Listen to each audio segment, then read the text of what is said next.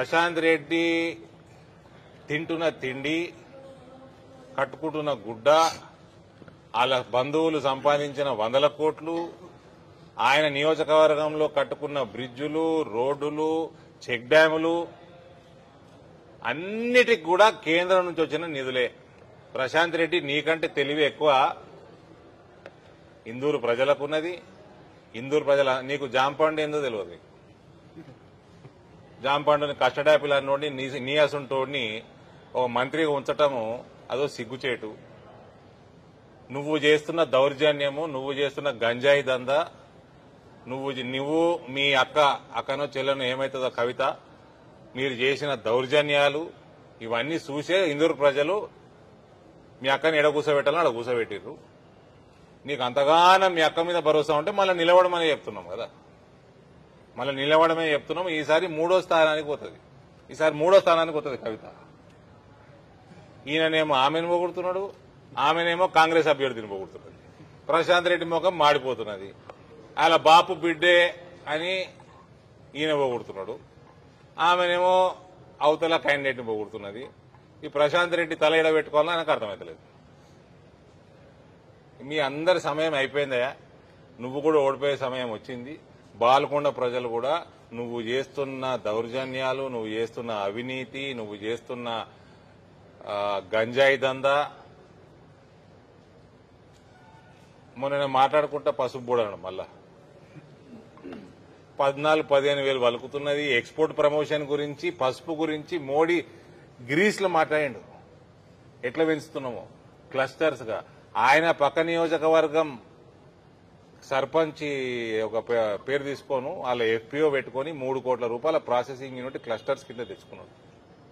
ఆయన నియోజకవర్గం మెండోరాలో ఎఫ్పిఓ పెట్టుకుని కేంద్రం నుంచి బ్రహ్మాండంగా చేసుకుని కోట్లాది రూపాయలు టర్న్ ఓవర్ చేసుకుని వాళ్ళు అవార్డు సంపాదించుకుంటున్నారు. నువ్వు గాడిదలు కాసినావు. ప్రశాంత్ రెడ్డి ఒక్క పసుపు రైతుకు నువ్వు చేసిన సహాయం చెప్పవా?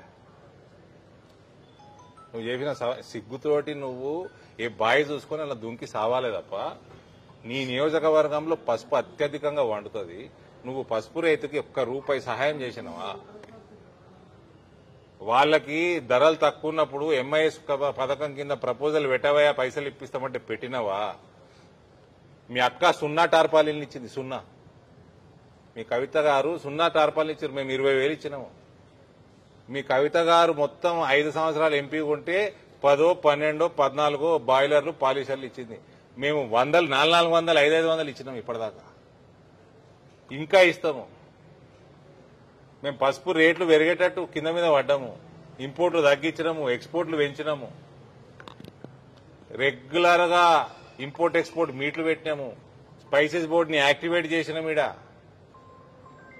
రైతులకి క్లస్టర్ల కింద కోట్లాది రూపాయలు రుణాలు ఇస్తున్నాము. వేర్ హౌజులు కడతానికి, కోల్డ్ స్టోరేజ్లు కడతానికి రుణాలు ఇస్తున్నాము. నబార్డు నుంచి ఎఫ్పిఓలు ఫామ్ చేసి వాళ్ళని బలపరుస్తున్నాము. నువ్వు నీ జిల్లాకు ఒక్క ప్రాసెసింగ్ యూనిట్ తెచ్చినావానే ఉన్నోని కూడా సావా కొడుతున్నారంట. ఏది అగ్రిబేస్డ్ ఎస్సీజెడ్ ఉన్నోళ్ళని. కమిషన్లు కావాలంటే, కమిషన్లు కాదు పర్సంటేజ్లు కావాలంట ఫ్యాక్టరీ వస్తే. అది ఈ లెక్క చేసిన డెవలప్మెంట్. ఎవడన్నా ఫ్యాక్టరీ పెడతా అని వస్తే నాకు ఎంత పర్సెంటేజ్ అని అడుగుతాడట ఫస్ట్. ఒక్కటి వచ్చిందా? ఒక్క ఫ్యాక్టరీ వచ్చిందా? మీ అక్క భయానికి వస్తలేదు. అక్కనో చెల్లెనో వస్తలేరు, దడుచుకుంటున్నారు. మీరు ఎంత దౌర్జన్యం చేస్తారు? ఇంకా గరీబోళ్ళది ఎంతగానో రక్తం పీలుస్తారు. లిమిట్ లేకుండా అయిపోయింది. ఎన్ని కొట్టుకపోయినాయి నీ జాగల చెక్ డ్యాములు? నీ చుట్టం కడితే క్వాలిటీ లేకుండా ఎన్ని అబద్దాలు చెప్పుకొని బ్రిడ్జిలు కట్టుకున్నావు సిగ్గు లేకుండా. మళ్ళా మొన్న ఒప్పుకున్నావు కదా, మొన్నటిదాకా నేను ప్రూవ్ చేసేదాకా ₹1 రాలే అంటాడు. మళ్ళీ నేను మొత్తం ఉన్నట్టు బట్టబయలు చేస్తే మేము ప్రపోజల్ పెడితే ఇచ్చిండ్రు అని ఒప్పుకుంటున్నాడు.